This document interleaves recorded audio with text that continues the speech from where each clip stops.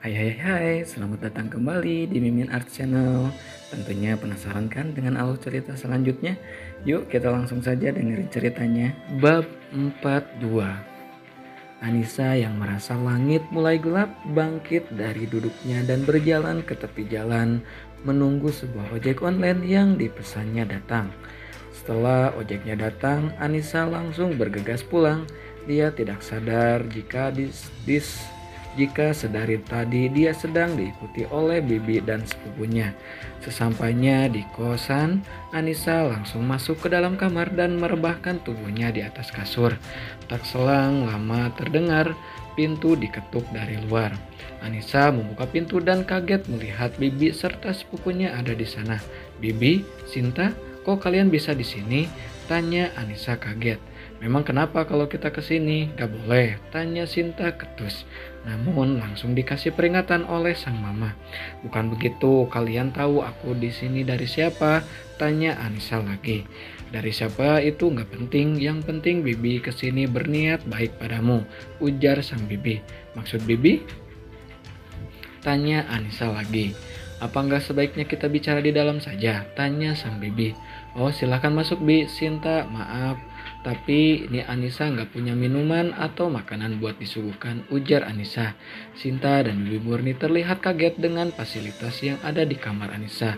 Barang-barang yang mewah dan terlihat masih baru semua.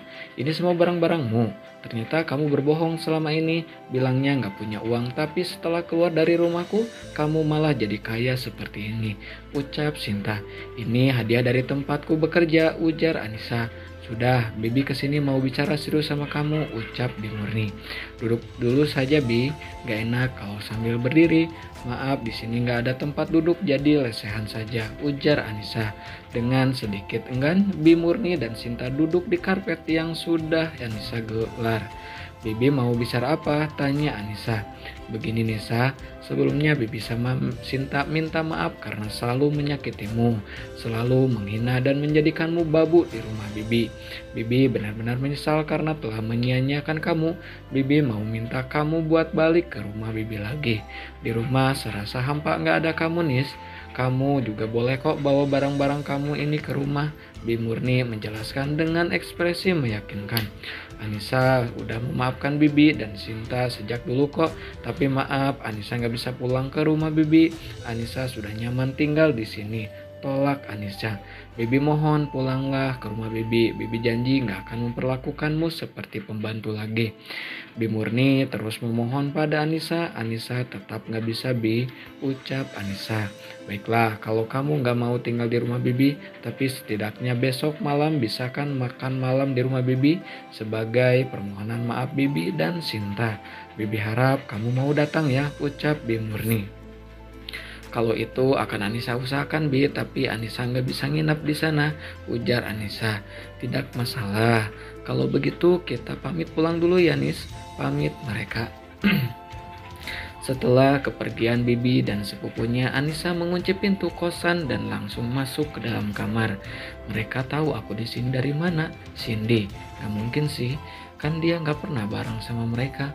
Apa ada teman kampusnya Sinta di sini? Tapi kayaknya nggak mungkin Sinta punya temen yang ngekos di tempat ini. Ini kan jauh dari kampusnya Sinta. Terus siapa?" pikirnya. "Bodoh ah, yang penting mereka udah menyesali perbuatannya dan minta maaf sama aku.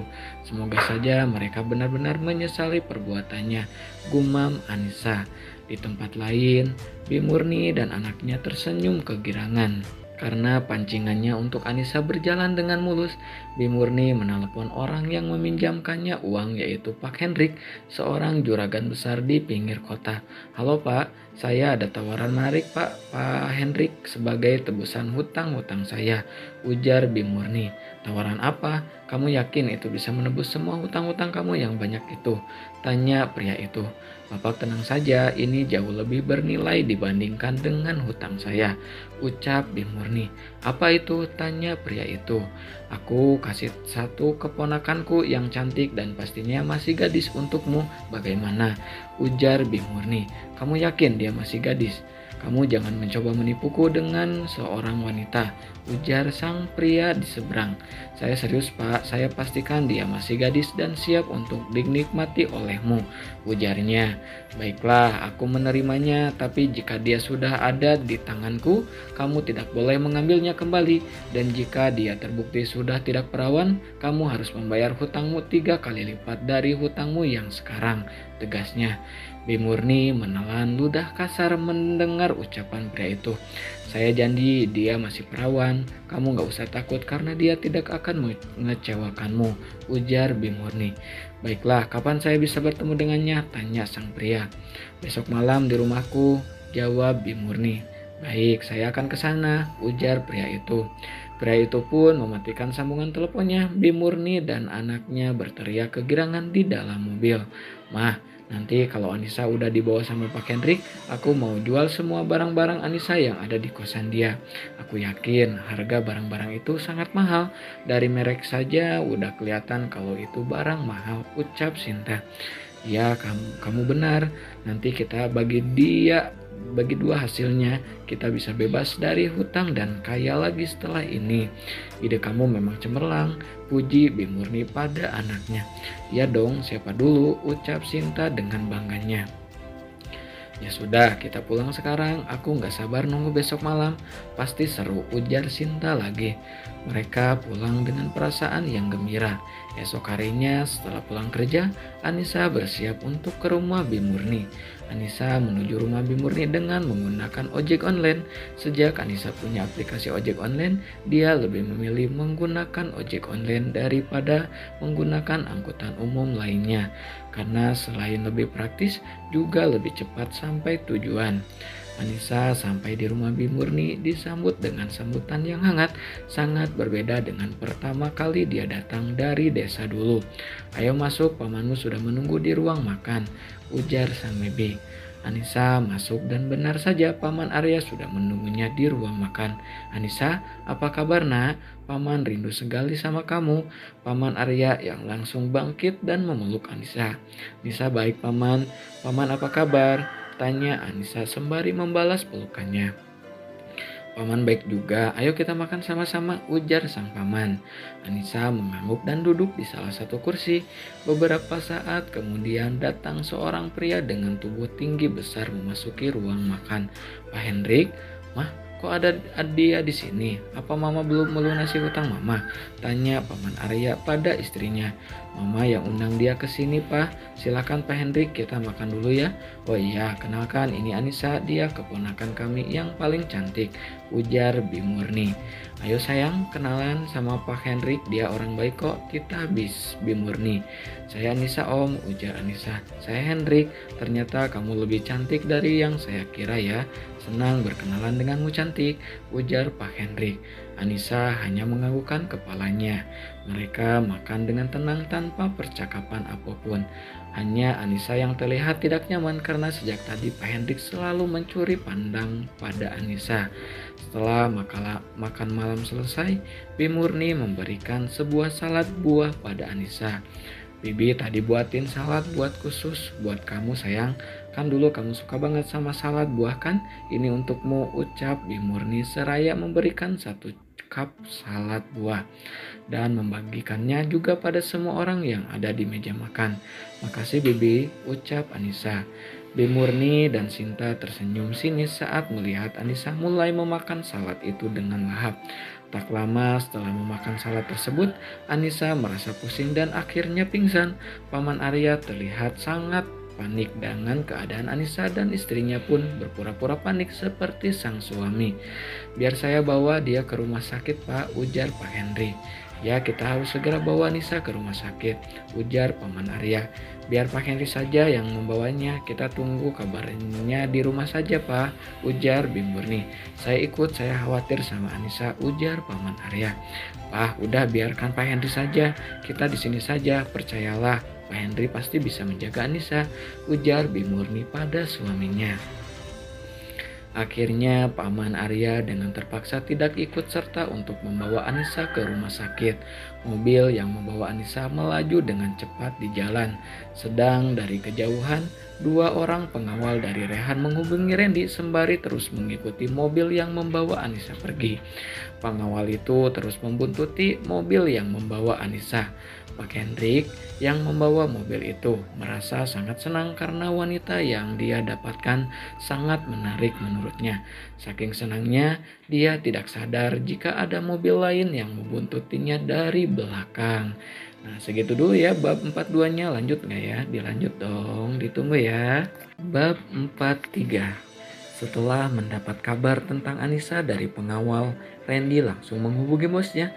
"Selamat malam tuan, maaf mengganggu, saya mendapatkan kabar tentang Nona Anissa dari salah satu pengawal bahwa Non Anissa dibawa oleh seorang pria." Jelas Randy. "Sialan, dibawa kemana dia?" tanya Rehan pada Randy.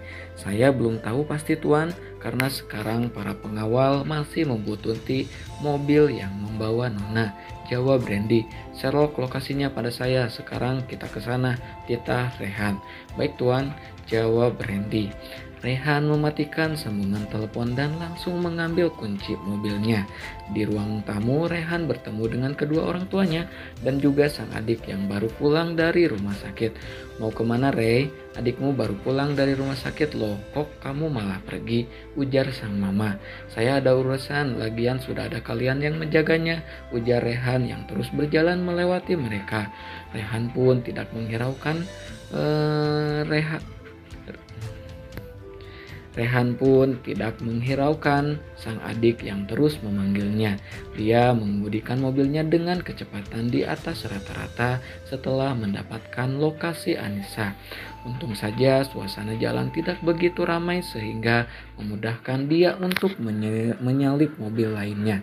Sementara itu, Anissa yang masih tidak sadarkan diri karena obat tidur masih berada di dalam mobil yang Hendrik bawa. Mobil Hendrik sampai di sebuah rumah yang diperkirakan itu salah satu rumahnya. Hendrik membopong Anissa masuk ke dalam rumah tersebut. Dengan pelan Hendrik meletakkan Anissa di atas ranjang yang memang sudah disiapkan sebelumnya. Hendrik membuka jasnya sendiri dan melemparkannya ke sembarang arah. Hendrik menatap Anissa dengan tatapan penuh nafsunya. "Akhirnya hasratku tersalurkan pada seorang gadis. Lama sekali aku gak merasakan nikmatnya seorang gadis," gumamnya. "Kamu cantik sekali, lebih cantik dari semua wanitaku. Aku yakin tubuhmu juga akan lebih nikmat," gumamnya lagi sembari menyingkirkan rambut yang menutupi sebagian wajahnya. Tangan Hendrik membelai wajah Anissa dengan lembut. Perlahan tangan Hendrik menyusuri leher jenjang Anissa. "Mulus dan menggairahkan," gumam Hendrik.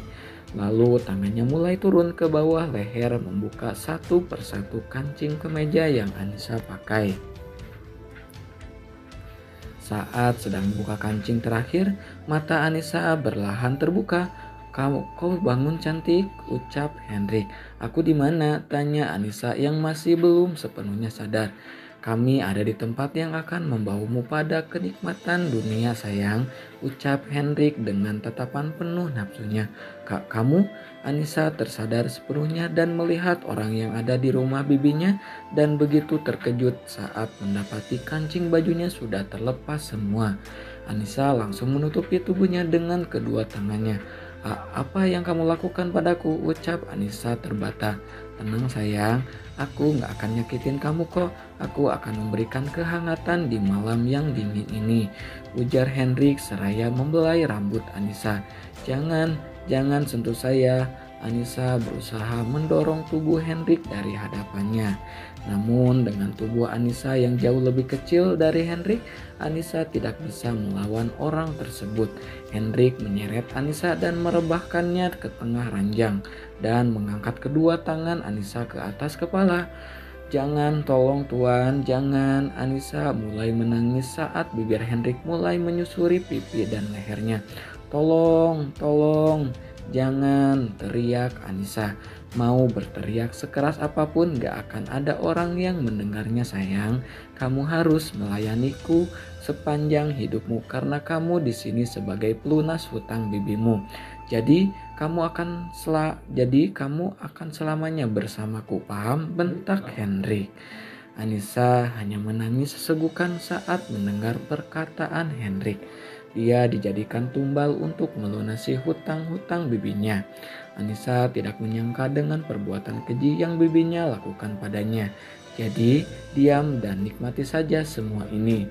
Aku pasti akan melakukannya dengan lembut agar kamu menikmatinya, ujar Hendrik. Anissa hanya menggalang tanda tidak setuju. Tapi Hendrik tidak mempedulikan itu.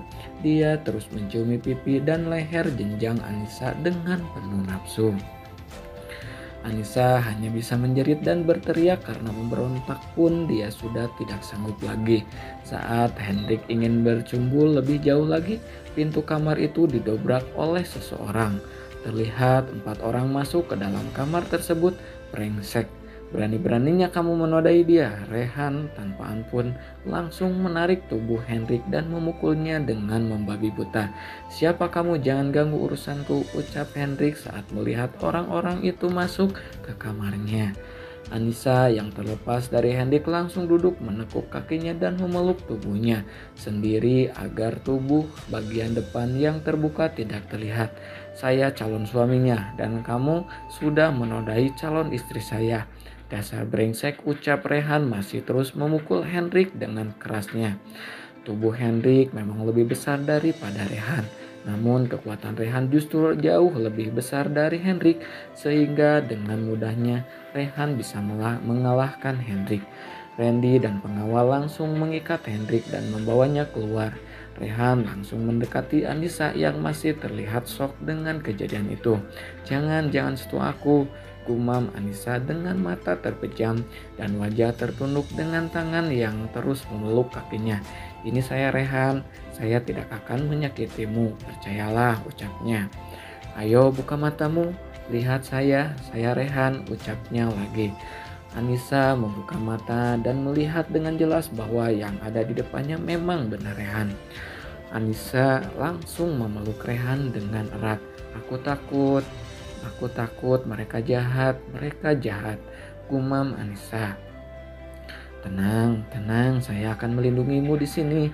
Kamu tenang saja, saya yang akan membalaskan dendammu pada mereka, ucap Rehan sembari mengelus punggung Anissa. Aku ternoda, aku gak suci lagi. Anissa masih dengan tangis sesegukan. Di hadap mereka, aku akan terima ini semua. Lihat saja, aku gak akan terima ini semua. Lihat saja kalian akan hancur di tanganku. Bantuin Rehan geram. Kita harus segera pergi dari sini. Kamu akan aman bersamaku, ucap Rehan. Rehan melepas jaket kulit yang dia kenakan dan memakainya pada Anissa untuk menutupi tubuh bagian depannya. Lalu dengan sigap Rehan membopong Anissa keluar dari rumah tersebut. Rehan memasukkan Anissa ke dalam mobilnya dan membawanya ke rumah pribadi. Sesampainya di rumah, Rehan membawa Anissa ke kamar yang sebelumnya pernah Anissa tempati. Rehan meminta Biruni untuk menyiapkan air hangat untuk Anissa mandi. Tanpa banyak tanya, Biruni langsung menyiapkan segala keperluan yang dibutuhkan oleh Anissa. Kamu mandi dulu ya, bersihkan semua bagian yang pria itu sentuh, ucap Rehan. Anissa tidak bergeming dari tempatnya. Dia hanya menatap lurus ke depan dengan tatapan kosong. Rehan paham jika saat ini Anissa sangat shock dengan kejadian yang telah menimpanya. Karena itu Rehan memutuskan untuk keluar dari kamar Anissa, memberikan Anissa waktu untuk sendiri. Ya sudah, saya keluar dulu. Kalau ada apa-apa tolong segera panggil saya. Saya akan tetap di rumah ini bersamamu dan tidak akan kemana-mana, ujar Rehan. Tak ada jawaban sepatah kata pun dari mulut Anissa. Rehan keluar dan menutup pintu kamar Anissa. Sepeninggalan Rehan, Anissa mulai menangis lagi. Dia bangkit dari duduknya, masuk ke dalam kamar mandi dan merendam tubuhnya di dalam bathtub. Anissa menggosok seluruh tubuhnya terutama bagian leher dan mukanya yang sempat dicumbu oleh pria itu. Kenapa harus aku? Kenapa kalian kejam padaku? Kenapa kalian sangat jahat? Salah apa aku pada kalian sampai aku selalu disiksa oleh kalian?" Anissa berteriak dan menangis histeris di dalam bathtub masih dengan menggosok tubuhnya. 2 jam sudah Anissa berendam di dalam bathtub itu, tidak ada tanda dia ingin menyudahinya. Anissa masih terus menggosok leher dan wajahnya sampai tidak terasa bahwa kulit di leher dan mukanya mengelupas karena terlalu keras digosok.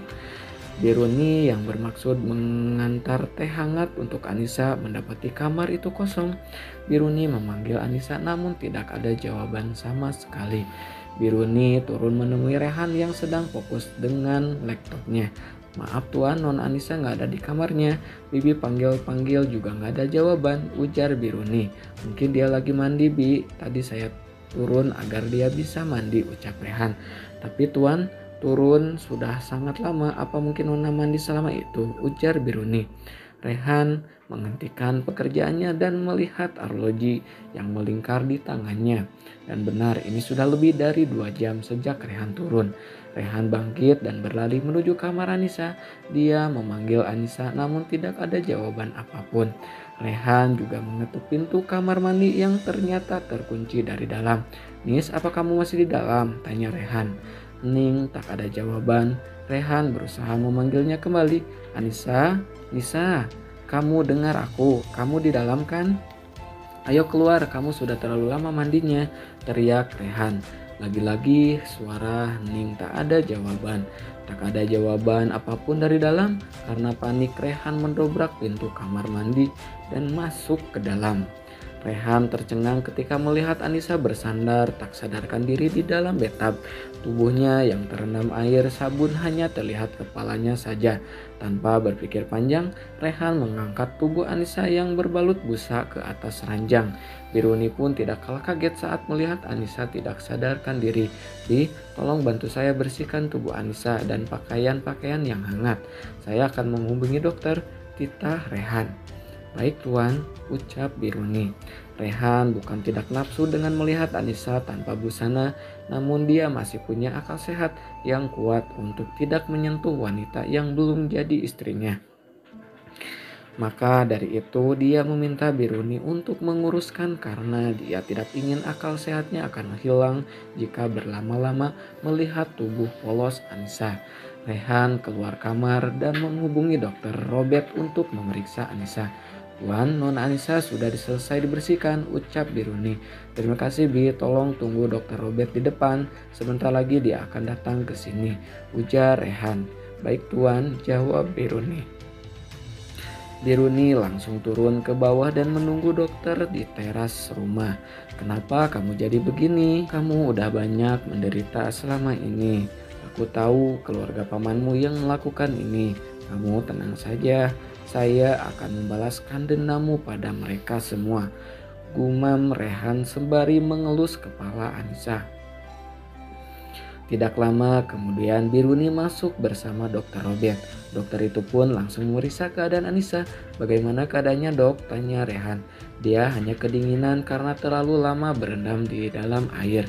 Untuk luka di leher dan wajahnya seperti luka akibat gosokan tangan yang terlalu kuat sehingga membuat kulitnya terkelupas. Saya akan memberikan salep untuk luka kulitnya. Dan saya juga akan memberikan beberapa obat lainnya. Tolong berikan pada Nona saat dia sudah sadar," jelas sang dokter. "Apa telah terjadi sesuatu dengan Nona Anissa sebelumnya?"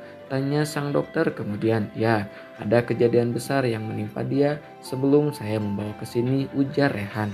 "Semoga tidak terjadi sesuatu yang serius pada Nona Anissa saat bangun nanti," ujar sang dokter. Rehan hanya menganggukkan kepalanya. Kemudian dokter Robert pamit untuk pulang. Biruni mengantar sang dokter sampai teras rumah, sedangkan Rehan duduk di tepi ranjang di samping Anissa. Rehan membenarkan selimut Anissa lalu membelai kepalanya dengan lembut. Nah, segitu dulu ya bab 43-nya. Yang makin penasaran ditunggu lagi ya bab selanjutnya. Terima kasih yang stay tune. Bye bye.